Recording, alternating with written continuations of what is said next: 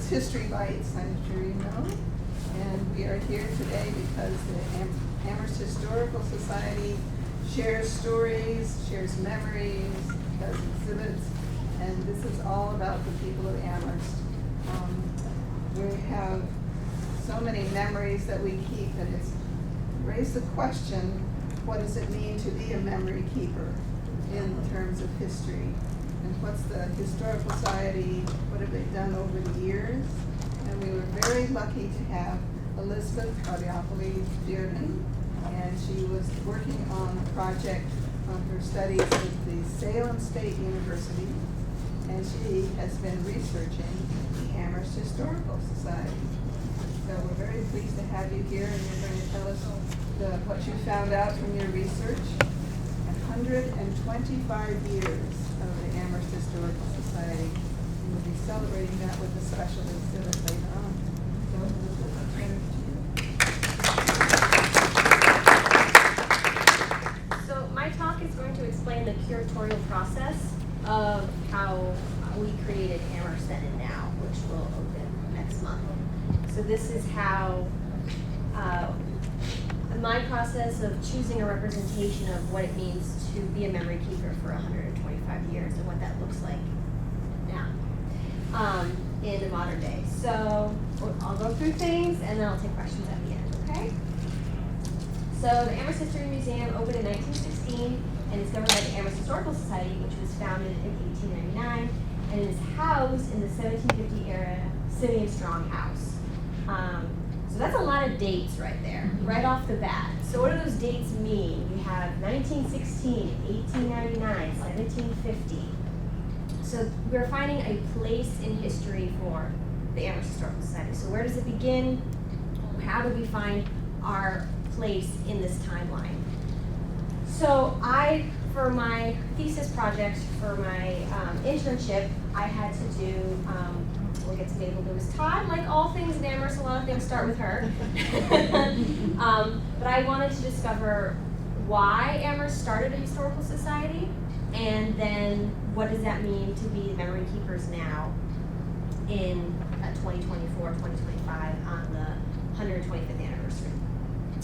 So this is from Mabel Lewis Todd. Soon after I established the Mary Tomb chapter of Daughters of the American Revolution here in Amherst in 1894, it occurred to me that this organization might sometime found a historical society with a membership of both men and women. Although historical relics were very abundant in Amherst, no special care had been given to their preservation. Such a society, it seemed to me, might make it possible to secure a central headquarters jointly with the chapter, which such easily objects be cared for and exhibited. It was not until 1898, however, that I began a campaign of letter writing to personal friends in the hope of securing the necessary funds. They gradually accumulated until its meeting on April 6, 1899, when I reported my success to the chapter.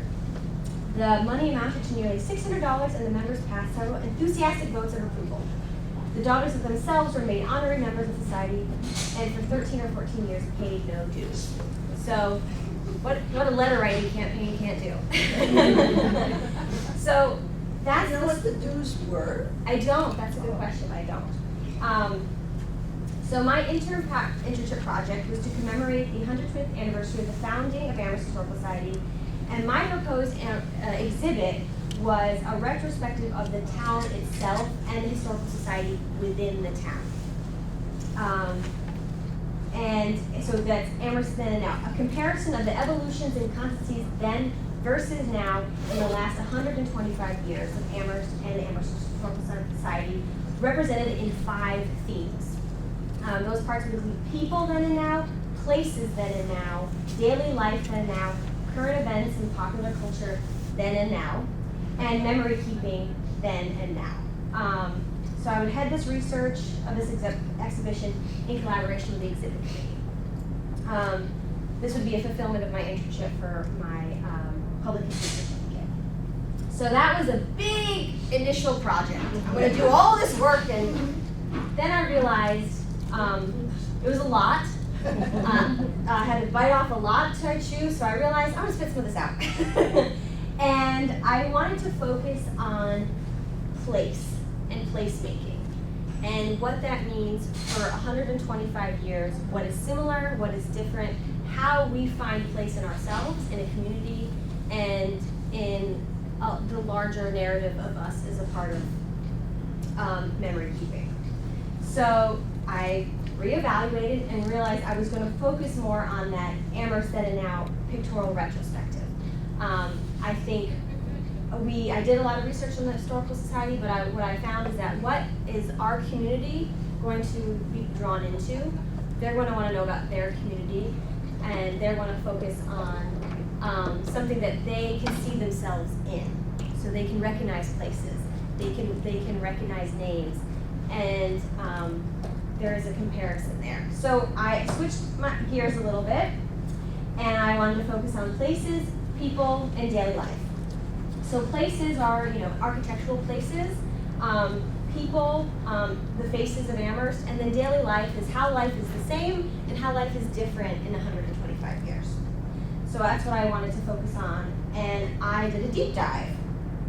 I also wanted to acknowledge that there had been such a success with the previous year's Cambodians in Amherst exhibit, and how we are transitioning to being able to find unsung voices, for lack of a better term, and how and the exhibit committee and I discussed that we didn't want to just go back to, maybe what was a traditional way of exhibiting the town or the memories of the predominant narrative. So if we're going to do this and we're going to look back 125 years, how can we still build upon that success of the previous exhibits and not move backwards? So I have these people, places, and things, and so this was the timeline of my research. So fall 2024 was that, and then spring 2025, I'll tell you who we got involved in that, and then the opening exhibit is to be announced. So for my timeline for the fall, it was initial meeting with the exhibit committee, project proposal, initial research focusing on place, Amherst Historical Society and the Strong House. I had to check in and revise proposal once I realized I wanted to zone my focus in a little bit more.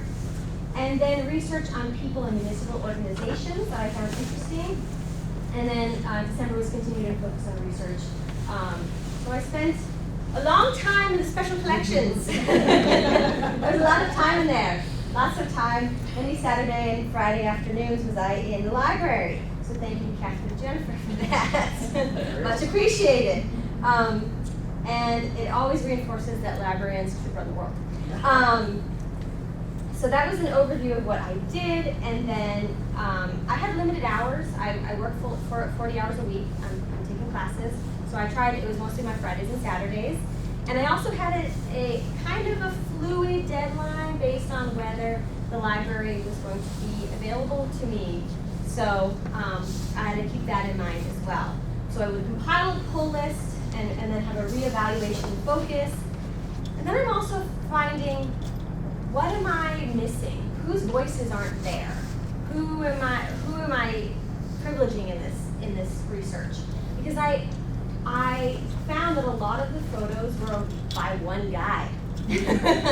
And so what does that really mean?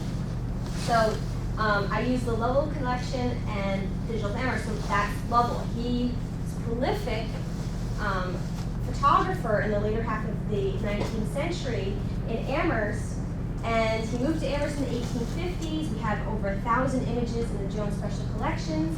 He established the Amherst Picture Gallery, which is supposedly the first photographic studio in Western Massachusetts, and has the best documentation, especially of specifically downtown Amherst.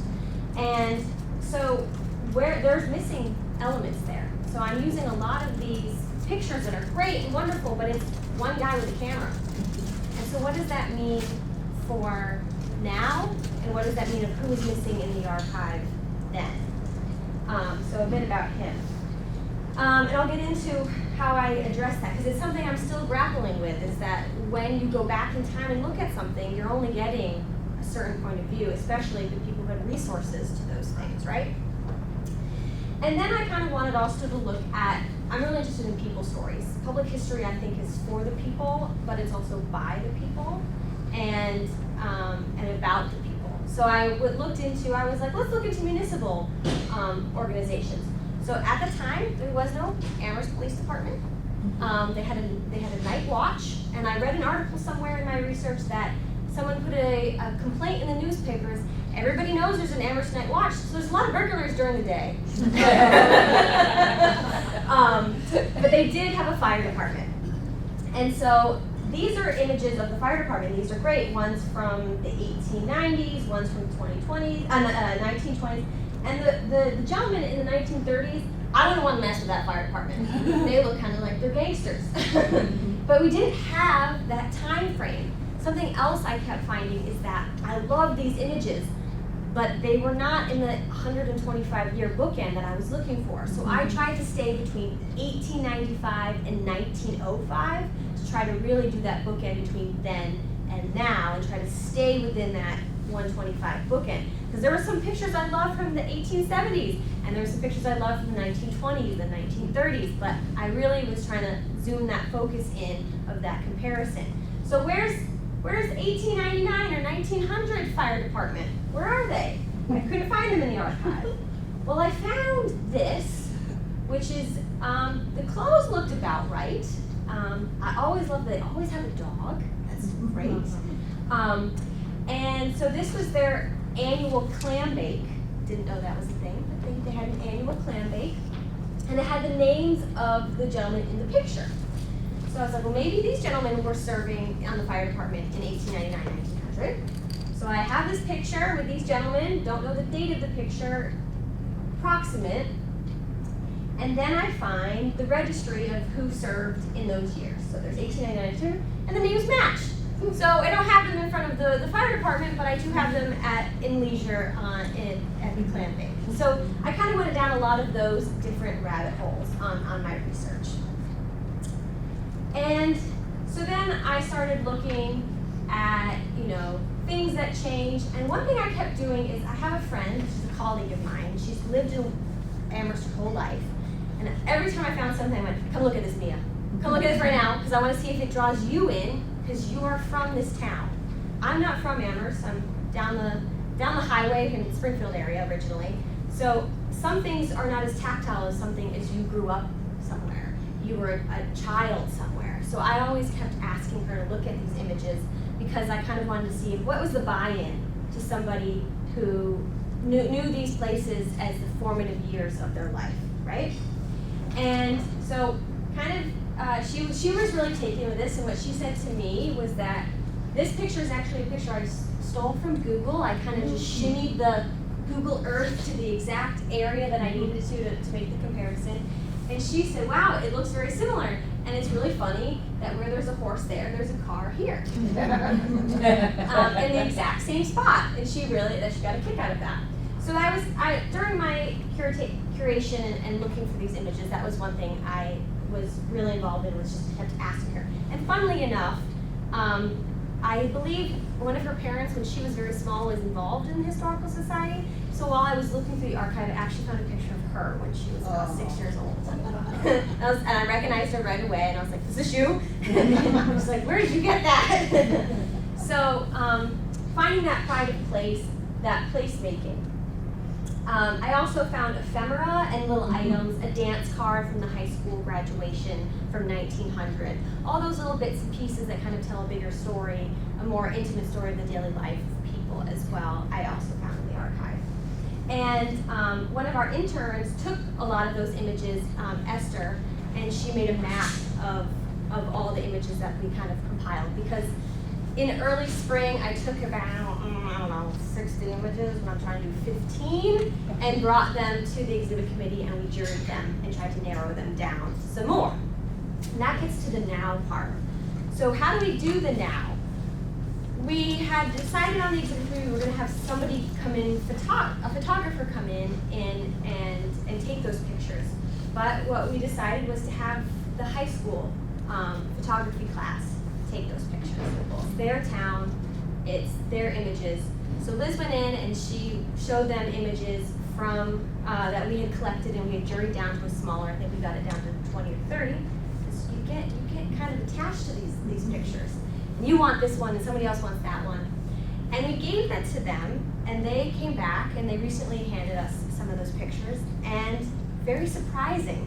I love them, not what I thought was going to be what they made, but I think seeing the town through the eyes of the young adults who live here is the now, and it's ownership of memory keeping. So a big thing about memory keeping is why do you do it? It's placemaking, it's community, and being able to give members of the community ownership of their memories. Now they feel part of the history, now they have ownership of the memory keeping of the town of Amherst. So this is Associate Professor Benjamin Ibarra-Sevilla from the University of Texas at Austin. Placemaking involves intentionally shaping vibrant places that allow for new experiences and expanding ways for people to interact.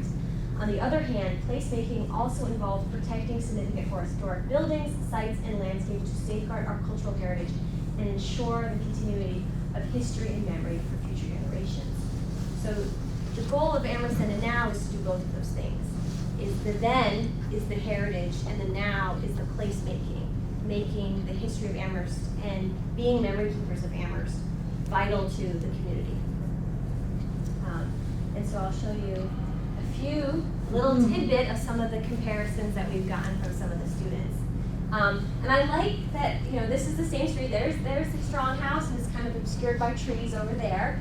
But she's there in both pictures, and this is North Prospect Street. And I like that the student kind of made it sepia tones, so it kind of looks like that could be an old photo as well, but that's actually the now. And I find I'm so excited by their photographs. I got them a week ago, and I'm so excited to figure out what's going to go with which, because there's multiple copies of things, and it's just exciting to see their perspective of what they interpreted, the photos that we picked out. This one's another great one. This is the old train station. And something that I've noticed, and I don't know if it's maybe something that they're learning in class right now, is that there's this desire to have one thing in color. And I think it might be a technique they're learning in class, and I found those through some of the ones they submitted. But this is the staff of the train station. These are some of the students who are taking the picture then and now. I think that's really provocative. And then this is a literary company, Deliveries. And then, yes. So it's not all about exact place, making an exact replica of that image. It's also what that represents. It can represent the literal place, but it can also represent the sentiment of it. There's one of the students, I don't have it in here because I want you to come to the exhibit, we had a few students probably took inspiration from some of the images of storefront keepers out front. This is our granary, here we are, and we have a 20-something kid smiling at Antonio's. And so that is the juxtaposition of placemaking in a community. And then this one, so they didn't get the clock tower until 1900, so that shows it before. And then some of the angles are spot on. It's so close. So you have all these cars and you have one lone horse and carriage. So that was the overview of the curation process, and I'm very excited to kind of bring those two then and nows together and what that means for memory keeping in Amherst. So, gratitude. Thank you.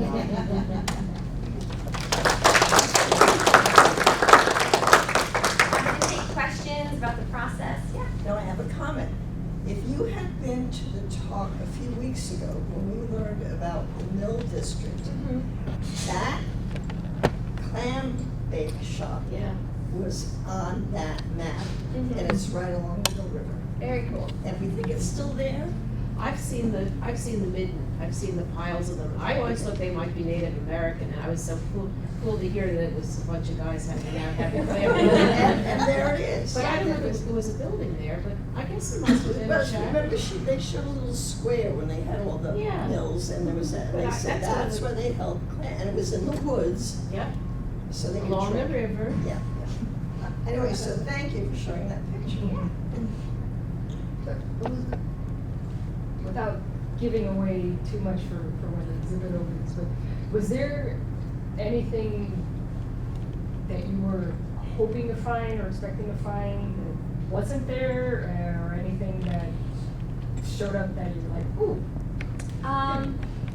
Well, I like pictures of people, and there's a lot of pictures of buildings. And that's good and bad, you know, that it shows, it's a really tangible, immediate thing that you can see. I mean, you might not know the person in the picture, so there can be kind of an anonymity there that's not when you recognize the building. But I favor pictures with people in them. That being said, something I've been thinking about is that an emphasis on the buildings is kind of helpful in one way for placemaking because it shows things that are the same. And when I first started this process, we are thinking about in the historical community and in the country at large the 250th of the anniversary of the founding of the United States, and the people that we're kind of bookmarking and reaching back to 125 years ago. Well, 125, because my math is wrong, is 250. So they will be reaching back 125 years. So that shows how not far it was. It's not that long ago, and that the people we're reaching back to in this exhibit, if they were memory keeping 125 years ago.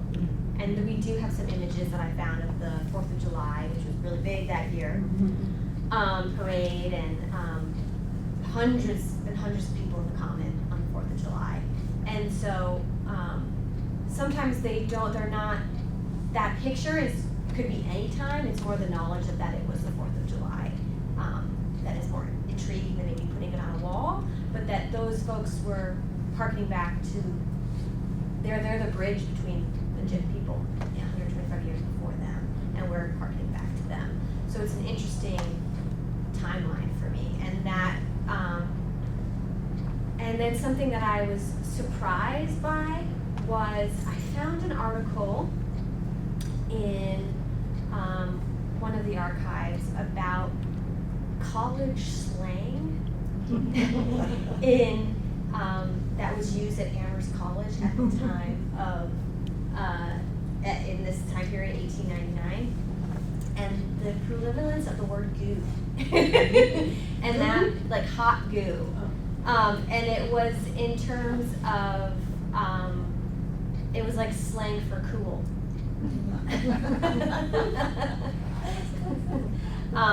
So it just interesting things like that, they would come up here and there, yeah. So I went, I guess 2-3 days ago to the opening of the Ancestral Bridges exhibit in the museum, and it's making me think about the weave between these projects, and, Yeah. and I guess just wondering about that, about how much the history that Ancestral Bridges is working to make visible gets to be part of the 125th. So we are planning on kind of asking those questions in the exhibit of what our exhibit doesn't do, what doesn't our do, and try to amplify and bring attention to their exhibit through ours. So that's what the plan is. And did you look there, when you were talking about finding photographs, did you look at some of the family albums at the Jones?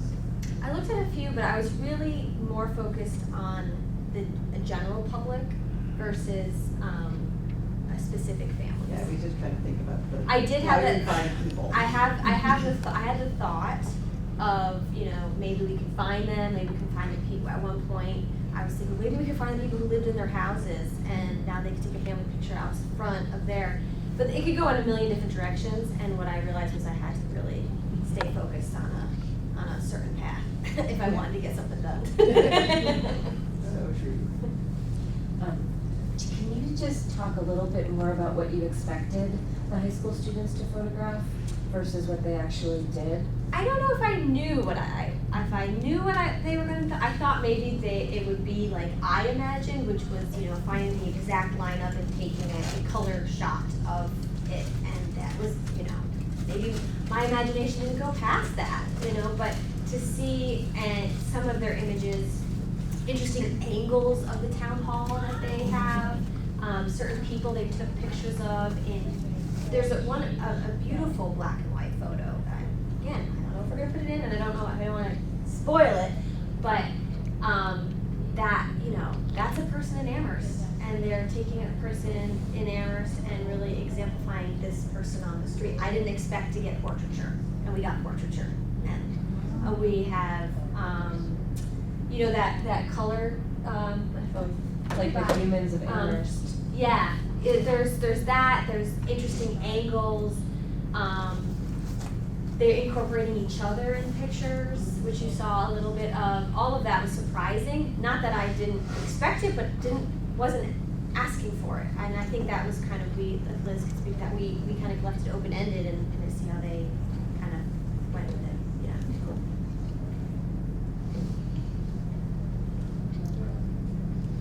I know, I walk on the rail trail a lot, and so I'm quite curious about who actually built that. But I'm sure, I bet a lot of them were Irish just because of the time of the, you know. I'm sure those were not people they took photographs of.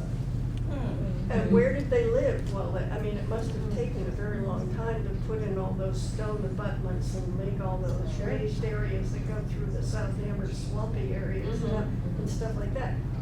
They must have lived somewhere. I do. But I bet that's Was not it generally Kelly Square? recorded. Larry Kelly's family, there was that section. Well, yeah, a few places I've heard of, but yeah, I mean, it must have been around for a long, long time. Whether they were totally isolated and not allowed into town, you know? Heaven forfend, they might come have a drink. There's a little section Yeah, of yeah. Irish and black yeah. people. Well, right. But not enough to build a railroad. They must No, have been well, I'm living sure in they other moved. places. I bet they moved along as the tracks moved along, but, you know, I mean, it's just a phenomenal amount of human and ox labor. And a lot of money, obviously, that put it together. And, you know. McClelland. Well, yeah, in the street that goes on. Yeah, but I don't think those were labor. They might have been domestics, yeah. Yeah, Yeah. I don't think But that, I it was a don't little think they were. Irish section, Yeah, I don't think they were hauling tons of Raised. stone around, placing them in the Ford River or whatever. Anyway, and it's just Around the high school. hard to look back at, and that's before your date anyway, because it's before the Historical Society, but it's hard to go back and find out these things from, The census does list where people were born, yeah, so you can see right. where, If they were, in if they were Ireland, officially living here when here the at the census time, was right, done. it's always Yeah. incomplete. Right. Now and then.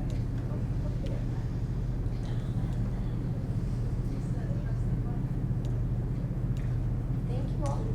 Thank you.